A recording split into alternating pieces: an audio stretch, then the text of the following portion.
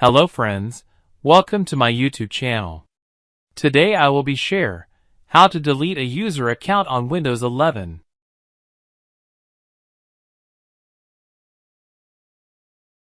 Click the Start menu and right Control Panel.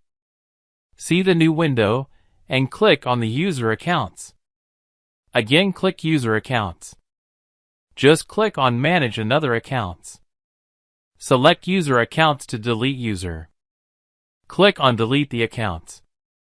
Confirm to delete the user accounts and again delete click. Close the interface.